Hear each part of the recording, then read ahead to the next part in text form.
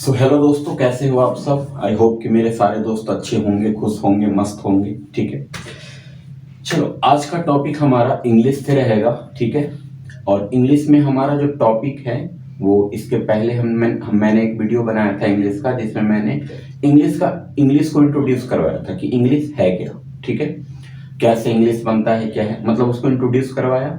आज हम English grammar में पहला स्टेप लेंगे, जो कि इंग्लिश ग्रामर का सबसे पहला स्टेप होता है पार्ट्स ऑफ स्पीच।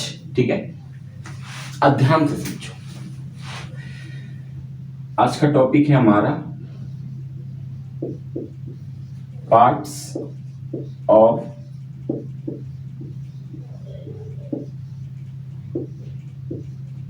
स्पीच का। ठीक है, इसको हम बोलते हैं, हिंदी में बोलते हैं शब्द भेद। शब्द भेद। अब देखो, समझो कि पार्ट्स ऑफ स्पीच का मतलब क्या होता है। पार्ट्स का मतलब होता है हिस्सा। ठीक है, और स्पीच का मतलब क्या, कि कुछ भी तुम बोल सकते हो, जैसे स्पीच देना, भाषण देना। ठीक है, तो जब भी हम किसी से हम बातें करते हैं, सपोज कि इंग्लिश में हम किसी से बात कर रहे हैं, तो इंग्लिश में हमने क्या किया कि उसमें बहुत सारे सेंटेंस का यूज किया। मतलब एक सेंटेंस का यूज किया, और एक सेंटेंस में पहली वीडियो में ही मैं बता दिया है, इंग्लिश के पहले वीडियो में ही, कि सेंटेंस कैसे बनता है। A group of word which who makes complete sense, मतलब कि एक ऐसे वर्ड का ग्रुप जो हमें कुछ कंप्लीट सेंस दे, मतलब उसका मतलब कुछ मीनिंग दे। ठीक है, तो वो सेंटेंस कहलाता है। तो वही, जैसे सपोज कि मैं यहां पे लिखता हूं, Ram is a good boy.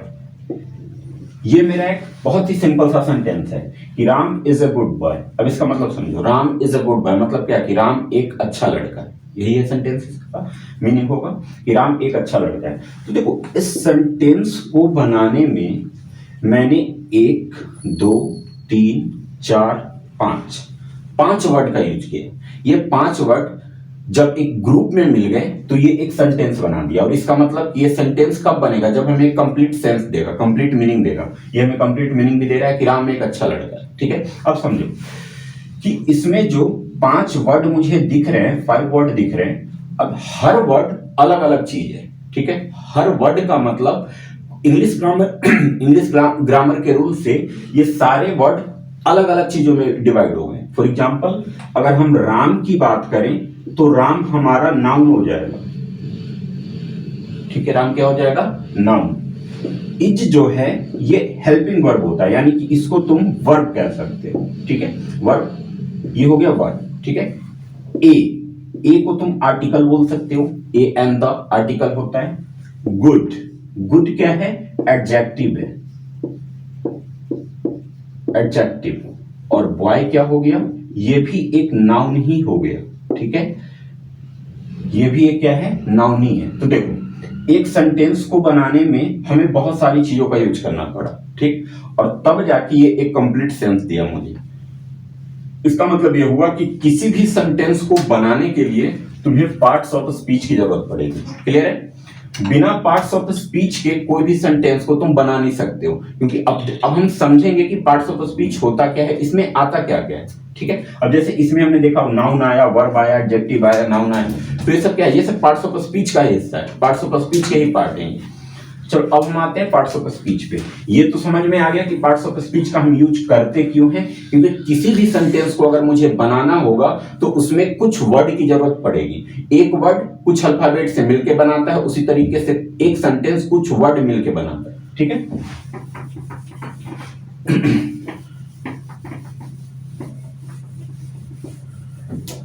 देखो,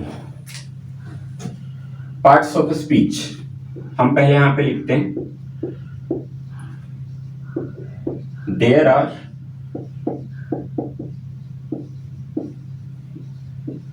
8 kinds of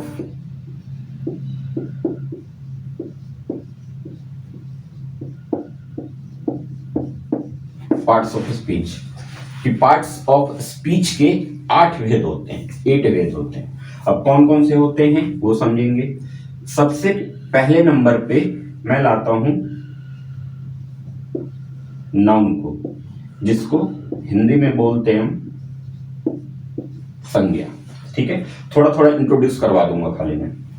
नाउन, अब इसका जो एक्सप्लेनेशन करूंगा, मतलब जब नाउन के हम डिटेल में चलेंगे तो ये मैं अगली वीडियो में लाऊंगा। सिर्फ नाउन पढ़ेंगे उसमें। ठीक है, नाउन को पूरी अच्छी तरीके से मैं समझा दूंगा कि नाउन है क्या। अभी सिर्फ इंट्रोड्यूस करवा देता हूं कि नाउन है क्या। देखो, नाउन का मतलब होता है संज्ञा। ठीक है, नाउन का मतलब क्या? A noun is the name of a person, place और थिंग इज कॉल्ड नाउन। मतलब कि किसी भी व्यक्ति, वस्तु, स्थान के नाम को संज्ञा कहते हैं। क्लियर हुआ?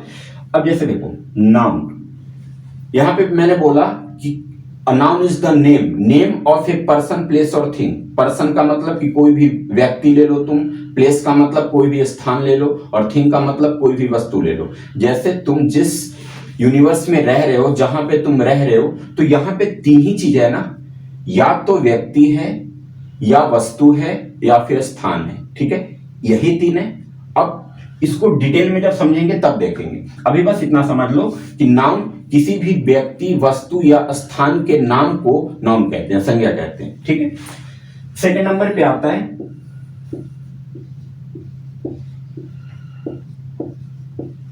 प्रोनाउन, जिसको हम कहते हैं सर्वनाम। ठीक है, प्रोनाउन क्या होता है? देखो, प्रोनाउन के अंदर नाउन का यूज किया जाता है। ठीक, नाउन के पहले प्रो लगा दिया तो ये प्रोनाउन बन गया सर्वनाम। अब ये है क्या? देखो, प्रोनाउन का एक सिंपल सा डेफिनेशन होता है कि a pronoun is a word which place of a noun. मतलब कि सर्वनाम हम उसे कहते हैं संज्ञा के बदले में जिस शब्द का हम यूज करते हैं वो सर्वनाम होता है। ठीक है, अब इसको एग्जांपल से समझ लेते हैं। जैसे मैंने बोला Ram is a boy. Ram is a boy, इसका मतलब क्या हुआ कि राम एक लड़का है। अब सपोज करो कि मैं राम का नाम नहीं लेना चाहता। ठीक है, अगर तुम्हारा कोई दोस्त है, ठीक, अगर उसका तुम नाम नहीं लेना चाहते हो तो कैसे उसे बुलाओगे कि वह मेरा दोस्त है? सपोज मैंने पहले बोला कि राम मेरा दोस्त है, बट मैं राम का नाम नहीं लेना चाहता, तो मैं क्या बोलूंगा? वह मेरा दोस्त है। तो जो वह वर्ड का मैं यूज कर रहा हूं वो किसके जगह पे कर रहा हूं? राम के जगह पे कर रहा हूं। तो मतलब कि जब नाउन के जगह पे होने वाले शब्द का यूज जो होता है वो प्रोनाउन कहलाता है। तो अब मैं इसमें क्या लिख सकता हूं? He is a boy. चूंकि राम एक लड़का था तो लड़के के लिए हम ही का यूज करते हैं। अगर यहां पे मैं सीता रखता तो सीता एक लड़की है, लड़की के लिए हम यहां पे सी का यूज करते हैं। ठीक है, तो यहां पे देखो, राम के जगह पे अब क्या यूज हो रहा है? ही हो रहा है। ठीक है, तो अब मैं कह रहा हूं कि ये ही जो है मेरा, ये प्रोनाउन हो गया, क्योंकि ये नाउन के जगह पे यूज हुआ है। तो नाउन के जगह पे जिस वर्ड का हम यूज करते हैं वो हमारा प्रोनाउन कहलाता है। क्लियर होगा? प्रोनाउन बस अभी फिलहाल इतना ही समझो, खाली इसका डेफिनेशन समझ लो। इसके डिटेल में हम एक एक वीडियो में इस सब के डिटेल को मैं समझाऊंगा। नाउन क्या होता है, प्रोनाउन क्या होता है, एडजेक्टिव, वर्ब, ये सारा कुछ मैं क्लियर करूंगा। पहले समझो प्रोनाउन क्लियर हो गया। अब जैसे प्रोनाउन में क्या हो गया? ही हो गया, सी हो गया, इट हो गया, दे हो गया, आई हो गया, वी हो गया, यू हो गया। ये सब क्या है? ये सब प्रोनाउन है, क्योंकि ये सब नाउन के जगह पे यूज होने वाले हैं। ठीक, जैसे सपोज करो कि मेरा एक फ्रेंड है, तो मैंने बोला कि श्याम इज माई फ्रेंड। ठीक है, अब श्याम मेरे सामने आ गया बट मैं उसका नाम नहीं लेना चाहता, तो मैं क्या बोलूंगा? You are my friend. तो श्याम की जगह पे मैंने क्या यूज किया? यू। तो यू मेरा प्रोनाउन हो गया और श्याम नाउन था। ठीक है, चलो दो चीजें तो हमने समझ लिया, नाउन और प्रोनाउन। अब थर्ड नंबर पे चलते हैं।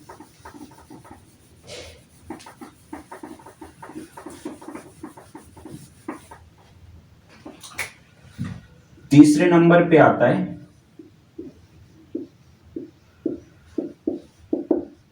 एडजेक्टिव। एडजेक्टिव को हम बोलते हैं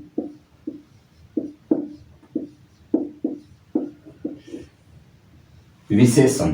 ठीक है, एडजेक्टिव का मतलब होता है विशेषण। अब देखो, विशेषण से क्या निकल रहा है? विशेषण से अगर मैं एक वर्ड निकालना चाहूं तो मैं निकालूंगा विशेषता, मतलब किसी की क्वालिटी। ठीक है, चलो अब इसको एग्जांपल से समझते हैं। सपोज कि पहले मैंने लिखा कि आई एम ए पोएट, ठीक है, आई am A poet.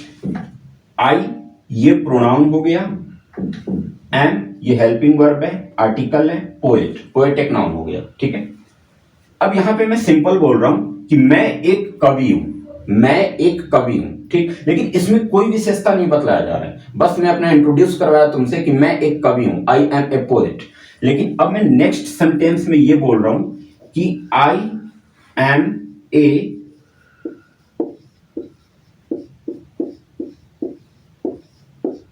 Great poet.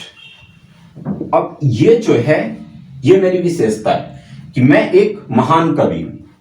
पहले मैं सिर्फ एक कवि था, लेकिन अब मैं महान कवि बन गया, तो मेरी विशेषता क्या हो गई कि मैं महान हो गया। तो ये जो ग्रेट दिख रहा है तुम्हें, ये हमारा एडजेक्टिव हो गया। क्लियर हुआ?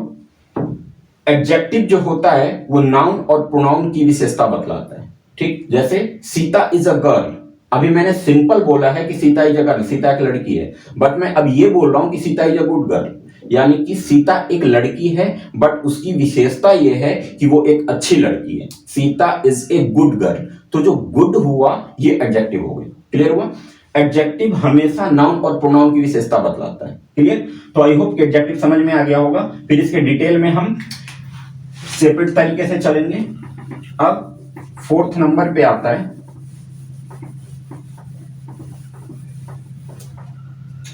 एडजेक्टिव के बाद 4th नंबर पे आ गया वर्ब। इसको हम हिंदी में कहते हैं क्रिया, ठीक है, वर्ब यानी कि क्रिया। अब ध्यान दो, क्रिया का मतलब क्या? वर्ब को अगर मैं डिफाइन करना चाहूं तो क्या बोलूंगा? A verb is a doing word, काम करने को क्रिया कहते हैं, ठीक है। हम 24 घंटे में जो कुछ भी करते हैं वो सब हमारा काम होता है। बैठे हैं तो काम है, खेल रहे हैं काम है, पढ़ रहे हैं काम है, सो रहे हैं काम है, खा रहे हैं काम है, मतलब कि 24 आवर में हम कुछ ना कुछ करते हैं। समझे? तुम आराम भी कर रहे हो तो वो भी एक काम ही है। तुम 2 दिन लगातार आराम करके देखो, थक जाओगे, ठीक। या फिर तुम सो रहे हो तो वो भी एक काम है। तुम 8 घंटे या 10 घंटे से ज्यादा नहीं सो सकते हो, 5 दिन लगातार लेट के देखो, थक जाओगे, ठीक है। तो वर्ब का मतलब हुआ कि a verb is a doing word, ठीक है, मतलब काम करने को क्रिया कहते हैं। तो इसमें क्या क्या कर लिख सकता हूं? जैसे इसका एग्जाम्पल अगर बोलूं तो मैं बोलूंगा आई स्टडी माई बुक। मैं अपनी किताब पढ़ता हूं, ठीक है। मैं क्या काम कर रहा हूं भाई? तो स्टडी कर रहा हूं। किसकी स्टडी कर रहा हूं? बुक की स्टडी कर रहा हूं। बुक क्या है? नाउन है, ठीक है। तो देखो, कोई भी काम जो हम करते हैं वो हमारा वर्ब कहलाता है। क्लियर? बस वर्ब इतना ही। अब वर्ब, जब मैं वर्ब के डीपली जाऊंगा तब वहां पे वर्ब को अच्छे से डिफाइन करूंगा कि वर्ब होता क्या है, वर्ब के अंदर क्या क्या आता है। अभी फिलहाल इसको इंट्रोड्यूस कर लो इसका, कि वर्ब क्रिया को काम कहते हैं। A verb is a doing word. Clear?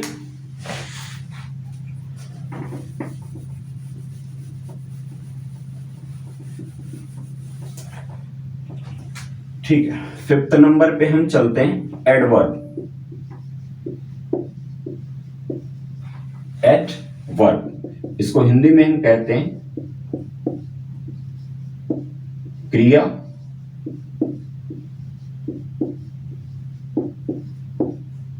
विशेषण। क्रिया विशेषण। अब देखो, इससे पहले हमने पढ़ा वर्ब, अब वर्ब में यूज हो गया एड, यानी कि एडवर्ब, ठीक है, क्रिया विशेषण। पहले हम क्या कर रहे थे? हम सिर्फ काम कर रहे थे, अब उस काम की विशेषता बतलाई जाएगी, ठीक है। जैसे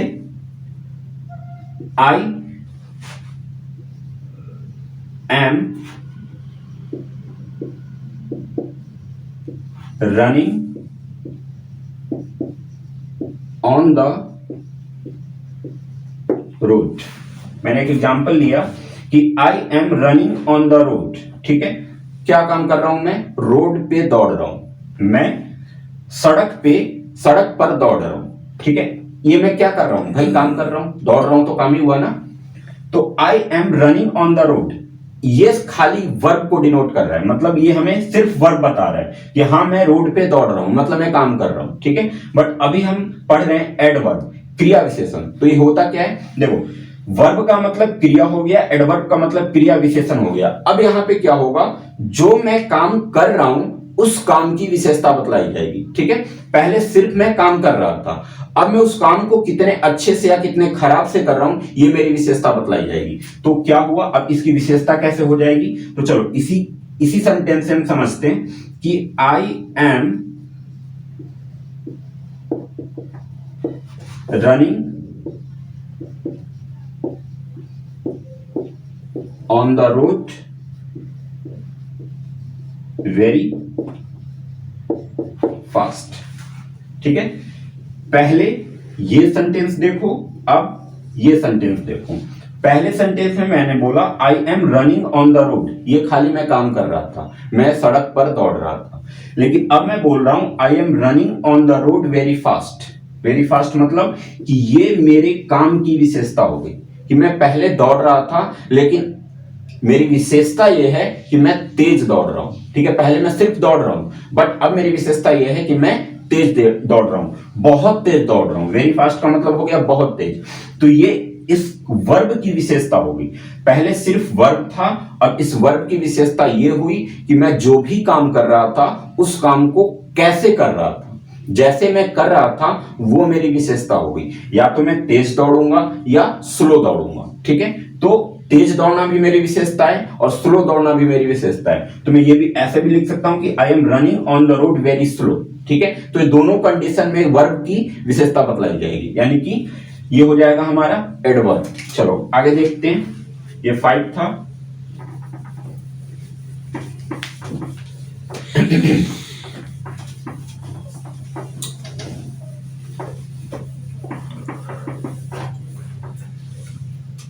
अब जो है 6 नंबर पे ये आता है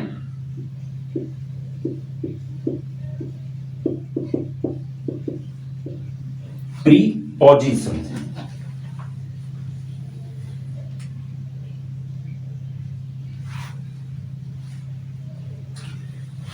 प्रीपोजिशन इसको हम कहते हैं संबंध सूचक अव्यय। संबंध सूचक अव्यय, देखो प्रीपोजिशन का क्या काम होता है। पार्ट्स ऑफ स्पीच में जो तुम्हारा सबसे बड़ा टॉपिक होगा, सबसे लेंथी टॉपिक होगा, वो प्रीपोजिशन होगा, ठीक है। और ये हार्ड भी है, ये इजी नहीं है। कहने का मतलब कि इसमें बहुत सारी चीजें हमें ध्यान में रख के चलना पड़ता है। पहले हम प्रीपोजिशन को समझ लेंगे कि प्रीपोजिशन काम क्या करता है। समझो, ये मार्कर है, ये व्हाइट बोर्ड है, ठीक है। ये अभी दोनों अलग अलग है, मतलब कि अगर व्हाइट बोर्ड को मैं यहां पे छोड़ दूं, मार्कर को नीचे रख दूं, तो इन दोनों का कोई संबंध नहीं बन रहा है, ठीक। लेकिन जैसे ही इस मार्कर को मैंने बोर्ड पे रखा तो अब ये इससे कनेक्टेड हो गया। अब यानी कि ये संबंध इसका बना दिया। तो मैं क्या लिखूंगा, a marker put on the board. Put on the board, पहले मार्कर और बोर्ड दोनों अलग अलग था, लेकिन मैंने क्या किया कि इस बोर्ड पे इस मार्कर को रख दिया, ठीक है। तो अब इन दोनों का संबंध बन गया, ठीक। कि पहले बोर्ड अलग था, मार्कर अलग था, लेकिन जब दोनों को मैंने मिला दिया तो ये इनका एक संबंध बन गया। तो इसका संबंध मैं बनाया कैसे, मैंने लिखा अ मार्कर पुट। पुट मतलब होता है रखना, on the board. On the board, तो ये जो ऑन का यूज दिख रहे हो ना, ऑन का यूज, ये हो गया हमारा प्रीपोजिशन, ठीक है। चलो एक एग्जांपल से और समझते हैं कि the cat sit under the table. A cat sit under the table. देखो, कैट अलग चीज है, टेबल अलग चीज है, इन दोनों का कोई कॉम्बिनेशन नहीं है, ठीक है। बट मुझे इनका कॉम्बिनेशन बनाना है। तो कॉम्बिनेशन कैसे बनेगा, पहले कैट अलग था, टेबल अलग था, लेकिन इन दोनों को मैंने इस वाक्य से, इस वर्ड से इन दोनों को कनेक्ट कर दिया। तो ये जो मेरा अंडर दिख रहा है ये प्रीपोजिशन हो गया, ठीक है। बहुत सारी एग्जाम्पल रख सकते हो, ठीक, कि my book put on the table, on the table. अब प्रीपोजिशन में आएगा क्या है, प्रीपोजिशन में बहुत सारी चीजें आती है, ठीक है, जैसे कि बिटवीन का यूज, बिटवीन का मतलब क्या होता है, बीच में, ठीक है, बिटवीन का यूज हो, बिटवीन हो गया, इन हो गया, इनटू हो गया, जैसे आई कम इन द रूम, मैं इस रूम में आता हूं, मैं आई कम इन दिस रूम। तो जो इन दिख रहा है, देखो मैं अलग था, रूम अलग था, जब तक ये इन का यूज मैं नहीं करूंगा तब तक मेरा और रूम का कोई कॉम्बिनेशन नहीं बनेगा। लेकिन जैसे ही मैंने इन का यूज कर दिया कि आई कम इन द रूम, तो ये इन जो आया वो रूम और मुझे, इन दोनों को कनेक्ट कर दिया। तो देखो प्रीपोजिशन का मतलब हुआ कि एक ऐसा वर्ड जो दो चीजों को आपस में मिला दे, मतलब एक दूसरे से कनेक्ट कर दे, कोई एक दूसरे से मतलब क्लियर वो बता दे, यहां इन दोनों का कोई ना कोई संबंध बन गया है। तो ये होता है प्रीपोजिशन। बस पहले अभी इतना ही समझो। वैसे प्रीपोजिशन मैंने पहले ही बता दिया था कि काफी लेंथी टॉपिक है, इसमें बहुत सारे रूल्स आते हैं, ठीक है।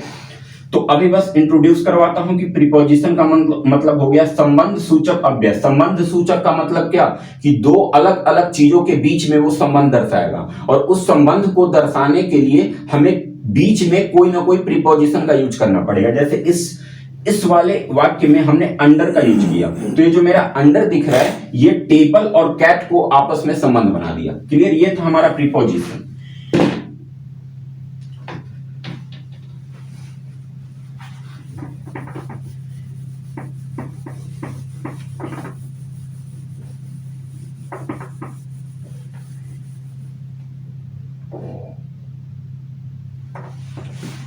चलो अब 7th नंबर पे लेते हैं कंजंक्शन।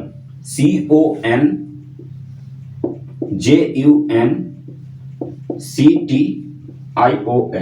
ये होता है कंजंक्शन। कंजंक्शन को हम हिंदी में कहते हैं समुच्चय बोधक।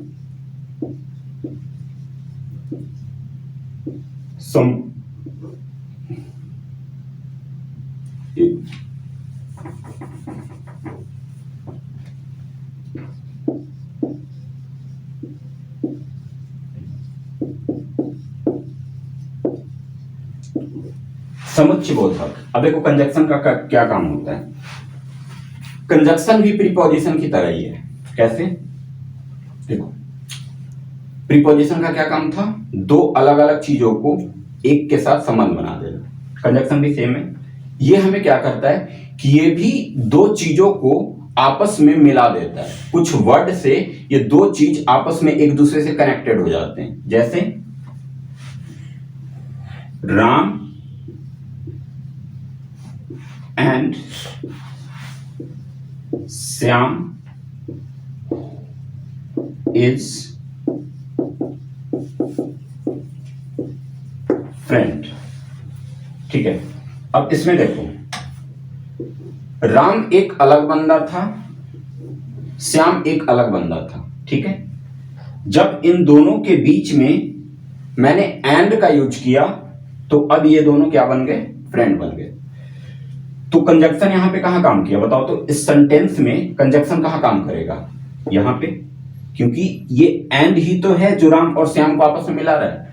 अगर मैं एंड यहां से हटा दूं तो क्या अब हम ये कहेंगे राम श्याम दोस्त हैं? नहीं, ये इंग्लिश के रूल के मुताबिक गलत हो जाएगा। ठीक है, हम ऐसे बोल सकते हैं कि राम और श्याम दोस्त हैं। ठीक, तो ये जो एंड का यूज किया गया, ये एंड जो है कंजंक्शन है। ठीक है, ऐसे ही बहुत सारी चीजें हो गया, एंड हो गया और हो गया, ये सब कंजंक्शन होता है। मतलब इनका काम क्या होता है कि दो डिफरेंट चीजें रहती हैं और जैसे ही इन दोनों डिफरेंट चीजों के बीच में हम ऐसे वर्ड का यूज करते हैं तो वो एक दूसरे से कोई ना कोई संबंध बना देते हैं। ठीक है, तो ये था कंजंक्शन यानी कि समुच्चय बोधक।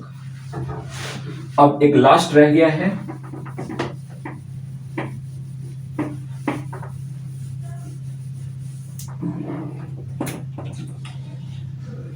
आठवें नंबर पे हम लेते हैं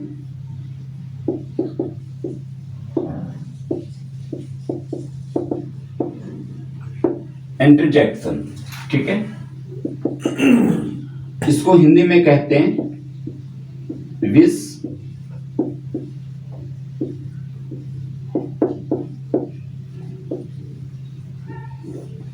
विस्मयादि बोधक।